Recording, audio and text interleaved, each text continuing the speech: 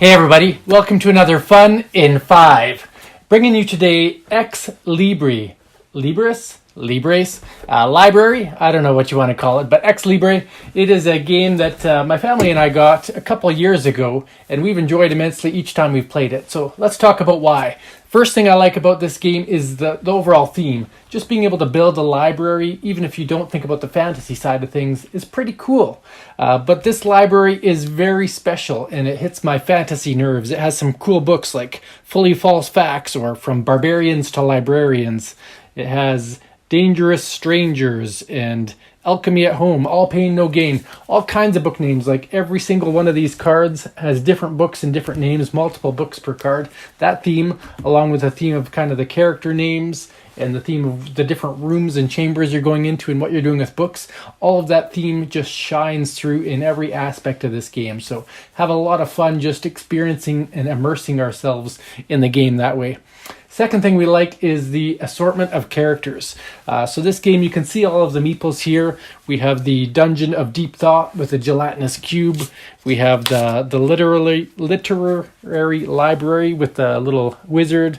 There's a kind of a robot and a ghost and a goblin and a bookworm. Go figure. Stick to that theme again. So there's all kinds of asymmetric characters. They each have their own special powers that influence the game in different ways. And there's so many characters that you can never play them all in a single session. And so as you're always playing different characters with different people, the game becomes very replayable as a result of that. And the characters are all very cool, again, with all their own unique meeples. And if you saw my other video, you'll know I love having unique meeples. So I think that's really cool. Even a snowman. All right. So that is that one. We have worker placement and variable tiles. So I love games where you have worker placement. It can add some fun to it in those decisions that you have to make each turn. So each turn a player has a couple of gnomes or book gnomes, but they also have their regular meeple, which has their special power. So players will take turns choosing a tile to go to, but it's not that simple because throughout the game there's going to be other tiles acquired. You can see just a few of them on the board here, but all of these tiles, you kind of rotate through them in the game, and they have different things that'll let you do, and you get to experience the game in different ways, kind of learn how to build your library using those different tiles. And again, the game, much like the characters, there's more tiles than there is game time, so you can never get through all the tiles in a single game session. So I think that's a fun aspect about it. Again, always adds to the variation and uncertainty of what the game's going to have and makes it replayable in that sense.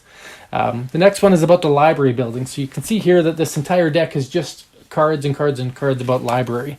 Now the thing about that library is that it's alphabetical. There are cards that are A's to B's to Z's, and they're also numeric so that you can relate to them in an easier way. They make it very simple to follow their structure, even if you don't catch on to the alphabetizing right away. There's kind of a